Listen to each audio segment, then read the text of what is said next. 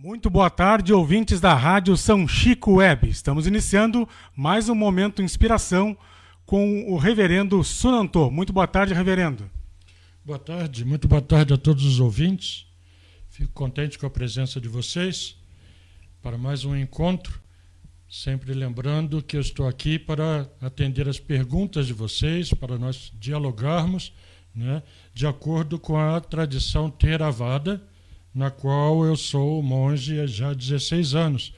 E não sou porta-voz do budismo em geral, das diversas tradições do budismo, mas unicamente da tradição Theravada. Ok? E como nós estamos fazendo a cada encontro nosso, estamos com a leitura do livro Dhammapada, né, um livro de versos de autoria do próprio Buda. E no nosso encontro de hoje, eu vou ler para vocês os versos pares, números 13 e 14. Então vamos lá. O verso número 13 diz assim: assim como a chuva penetra na casa com o telhado mal coberto, também a paixão penetra numa mente pouco vigiada.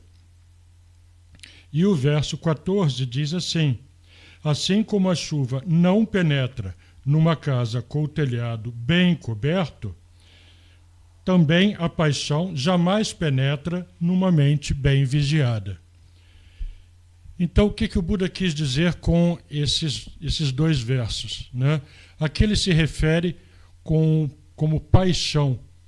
A gente não está falando aqui de paixão de estar apaixonado por alguém, né? Não somente, também isso, mas não só nesse sentido de afeto por alguém, de amor por alguém, né?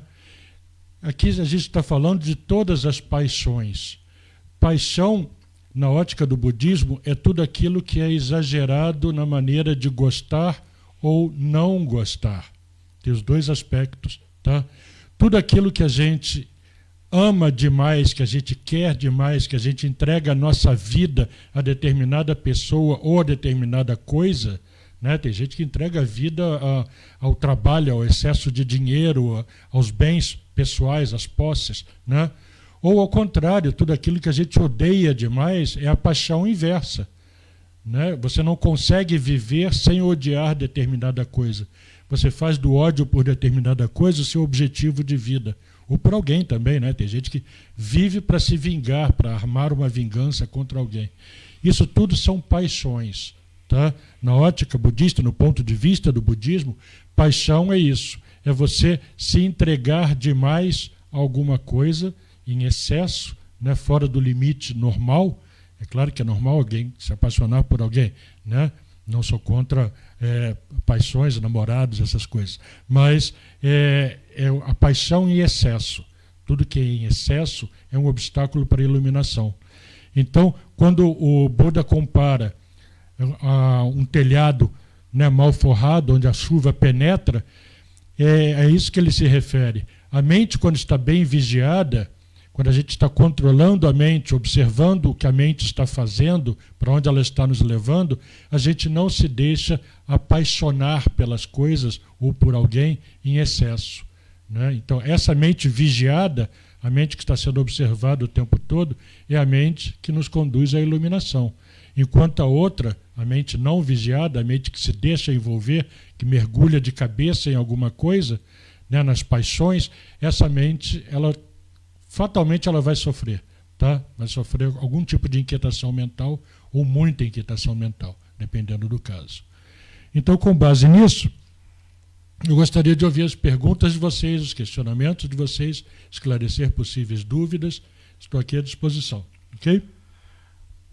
Temos a participação do Parcipal Maziero. Boa tarde, venerável, meu grande amigo. Uma ótima semana para você e todos que lhe acompanham aqui através da rádio. Saúde para todos. Igualmente, tudo de bom. Reverendo, uma pergunta. A terceira nobre verdade fala na cessação da inquietação mental. Nos fale sobre isso. Sim. A terceira nobre verdade, o Buda simplesmente disse cessação, aniquilação total, fim definitivo, né? A primeira nobre verdade era a respeito da inquietação mental, a segunda nobre verdade, recapitulando, né, a origem da inquietação mental, ignorância, apego e raiva ou desilusão, né, frustração, etc. E na terceira nobre verdade, para que nós prestássemos atenção, o Buda disse simplesmente cessação, né? Foi como se ele dissesse assim: muito bem, pessoal, a coisa está feia, está difícil para todo mundo, mas tem um fim, né? Ele não faria terror psicológico dizendo que tudo na vida é inquietação mental, né? Seria terrorismo psicológico. Ele disse as causas dessa inquietação mental, né? Ignorância do modo como a gente vê o mundo, apego pelas coisas do mundo e em geral, apego em geral, e raiva, incluindo desilusão, frustração, etc. Então até aí a coisa estava feia, né? Então não vale a pena viver. Se tudo é uma desgraça, tudo é sofrimento, tudo é apego, não vale a pena viver, né? Mas aí o Buda disse a boa notícia: tem jeito, tem solução, e essa solução é definitiva. Então, a terceira nobre verdade é um alerta para que a coisa tenha solução, né? Que a gente não se desespere porque tem uma solução. Existe um fim para todo tipo de inquietação mental, tá? Esse fim para todo tipo de inquietação mental, o Buda nos apresenta na quarta nobre verdade, que é dividido em 8 etapas e tal. Não seria conveniente falar sobre isso aqui com o pouco tempo que a gente tem. Mas a terceira nobre verdade é um alerta de que existe solução, existe um fim definitivo.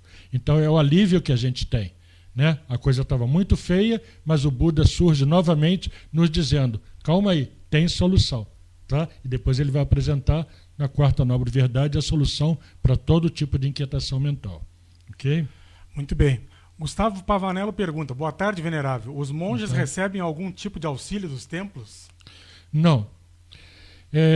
A estrutura do budismo é bastante diferente, é isso que as pessoas não sabem, né? É diferente de, por exemplo, a Igreja Católica, né? Os padres recebem auxílio religioso, auxílio financeiro, perdão, dentro da própria igreja. Existe a paróquia, a diocese, né? A arquidiocese, é tudo estruturado, né? E há um repasse financeiro, independente da sacolinha que passa ali durante as missas, que os fiéis deveriam, pelo menos, depositar algum dinheiro ou doar o dízimo, né, que é tão discutido, 10% do que você ganha ser doado para a igreja, etc. Independente disso, os padres recebem da própria diocese, paróquia, então, recebem dinheiro. Nós, monges budistas, vivemos exclusivamente de doações. Eu não recebo dinheiro de ninguém da Ásia que me mande dinheiro. Eventualmente, numa conferência budista, é feita uma doação. Mas eu não recebo auxílio financeiro de ninguém da Ásia. Mensalmente, alguém está me mandando dinheiro. Isso, infelizmente, não existe. Nós somos incentivados a viver exclusivamente de doação. Então, se a pessoa me der um pacote de arroz, eu agradeço por esse pacote de arroz de coração, né? Se a pessoa quiser me doar dinheiro, é de coração que eu recebo também. Mas não existe uma estrutura dentro do budismo em que alguém, um templo superior ao meu, faça doações mensais para eu me manter ou sobreviver. Tá? Muito bem. Participar Mazeiro diz o seguinte: verdade, reverendo, apaixonar é para distraídos, segundo Clarice Lispector. Apaixonar-se é perder o controle da mente. Apaixonar-se é não ter noção do que está fazendo. O apaixonado é uma pessoa, não só no sentido afetivo sexual, tá? Qualquer paixão. Se você se apaixona pelo seu carro novo, qualquer alarmezinho que soar na calçada, você vai pular da cama e vai ver se é o seu carro que está sendo roubado. Isso já é inquietação mental.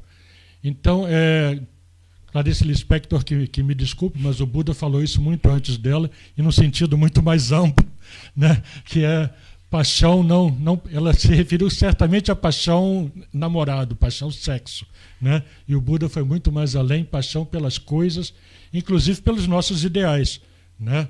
Temos um exemplo aí agora de alguém apaixonado pelas suas inverdades e que está levando o país a diversas consequências catastróficas. Então, Isso também é paixão, pelas ideias, pelo radicalismo.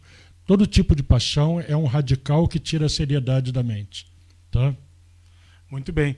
A Tairine Silva pergunta: boa tarde, venerável. Para ser budista é necessário frequentar um templo? Muito boa tarde, Tairine. Não. Na verdade, se fôssemos esperar frequentar um templo, muito pouca gente seria budista no Brasil, né? Existem muito poucos templos budistas no Brasil, nem todos estão funcionando, etc. A pessoa encontra no templo uma orientação. O budismo é chamado do caminho do solitário, porque ele vai na contramão de tudo que o mundo prega, ensina, divulga e faz propaganda. Então é o caminho do solitário porque é um caminho difícil e que as pessoas acham, não, esse é maluco, ninguém vai fazer um negócio desse. Não, isso não existe, eu não vou abrir mão disso, daquilo. Né? Então, no templo, as pessoas encontram a orientação de nós monges, que ainda somos melhores que o mestre Google, né? A gente está perdendo posição feia para ele, mas ainda existe a presença do monge nos templos, e as pessoas se sentem acolhidas, as pessoas encontram no templo pessoas que pensam da mesma maneira que elas. Então, isso é bom. Né?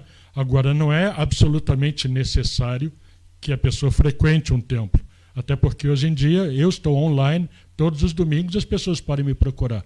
Né? Então, há encontros online sem que necessite a existência de um templo. Muito bem. Reverendo, outra questão muito debatida, vamos falar novamente, o pessoal me pergunta muito no Facebook, né, sobre a questão do karma. Uhum. Karma bom e karma ruim. Sim. Existe karma de outro nascimento, como assim dizer? Claro, o karma nos acompanha. O karma é uma bagagem que nós carregamos. Tá? Até que determinado karma surta efeito, né, ou bom ou ruim, esse karma nos acompanha. Tem um exemplo que eu sempre dou daquela experiência que se fazia, a modo de dizer, né? Que se fazia antigamente, não sei se hoje ainda existe, nas escolas de plantar um feijãozinho no algodãozinho molhado, as crianças faziam isso em casa. Sim. E tal, né? Em 2, 3 dias já aparece ali a folhinha saindo do grãozinho de feijão. E a criança fica maravilhada com aquilo, né? Aquilo é lindo, ela está plantando feijãozinho no algodão molhado e tal. Se a pessoa puser um caroço de manga no algodãozinho molhado, nem em 10 anos vai sair folhinha de manga dali. Né? Primeiro que ela vai ter que ficar trocando o algodãozinho molhado por anos. A mesma coisa é com o karma. Determinados karmas vão surtir efeito hoje mesmo, talvez, ou amanhã, ou daqui a um mês, ou nesta existência. Outros karmas só vão surtir efeito daqui a 10 existências, daqui a 10 renascimentos. A gente vai transportando na bagagem kármica esse karma até que ele surta efeito. Então, é por isso que quando a gente faz mau karma, a gente deve praticar bom karma cada vez mais para minimizar o efeito de um mau karma que ainda possa surgir nessa existência ou em outras. E às vezes vem onda, né, gente? Às vezes, puxa, mas que onda de azar, as pessoas têm medo de falar a palavra azar, tolice. Que onda de azar? Não, são maus karmas sucessivos que estão surtindo efeito. E às vezes estava indo tudo bem e de repente começa essa onda de tudo dar errado. Tá? São maus karmas até de outras vidas que estão surtindo efeito nesta existência. Ok? O Alex Barbosa pergunta: venerável, explique melhor Buda, Dharma e Sangha. Obrigado. Obrigado a você pela pergunta. Buda foi o iluminado, né, que morreu, mas nos deixou o ensinamento. Durante 45 anos se dedicou a nos ensinar a verdade sobre as coisas da vida. Então esse é o Buda, uma figura histórica, comprovada, né, tem comprovação histórica de que ele existiu, de que ele viveu e tal. Dharma tem 2 interpretações. Dharma, ou Dhamma, né, em língua Pali, é a lei que rege todos os fenômenos do universo. Então, o nosso sistema solar tem um Sol e tem os planetas girando em torno dele. Isso é um Dharma, é uma verdade universal. Tá?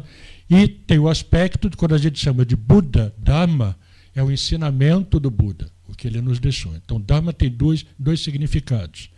E Sangha é como nós chamamos a comunidade monástica, da qual eu faço parte, né, todos os monges e monjas do mundo, e numa versão mais moderna da palavra, também existe sangha incluindo pessoas leigas, né, que seguem o budismo sem quererem se tornar monges ou monjas e mantêm a Mahasangha, a sangha de monges e monjas, sustentada, né, através de doações, através de apoio e tal, mantém a comunidade de monges viva, sobrevivendo. Tá? Então, Buda, Dharma e Sangha são as chamadas 3 joias do budismo, os 3 pilares nos quais o budismo está sustentado. Muito bem. Parcipal Mazeiro diz o seguinte: sim, reverendo, creio que a Clarice se referiu só à paixão amorosa. O Buda foi muito mais além e muito antes. Normalmente ele é. Exatamente. O Alex Barbosa pergunta aqui, reverendo, sim, a diferença entre a tradição tibetana e a Zen? Bom, são completamente diferentes entre si e todas duas completamente diferentes do budismo ao qual eu faço parte, que é a tradição Theravada. Tá? Eu evito falar sobre outras tradições porque, primeiro, que não sou credenciado para isso, né? E segundo, que se eu aceitasse plenamente as outras tradições, eu seria monge através delas e não através da tradição Theravada. O budismo Zen, em linhas gerais, assim, tá, Alex?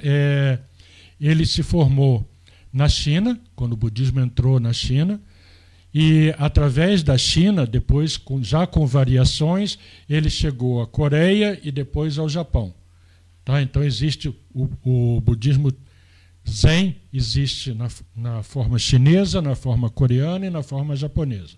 E o budismo tibetano, como o próprio nome diz, se formou no Tibete, né, muitos e muitos anos após a morte do Buda, quando monges já da Índia, com uma distorção do budismo original, levaram o budismo até o Tibete e depois os monges tibetanos foram estudar na Índia uma variação já bem distante do budismo original. Então são formas bem diferentes do budismo original. Tá? É o que eu posso adiantar assim para você. Muito bem. Reverendo, uma pergunta minha aqui. O que quer dizer Theravada? Theravada é o caminho dos antigos, o ensinamento dos antigos.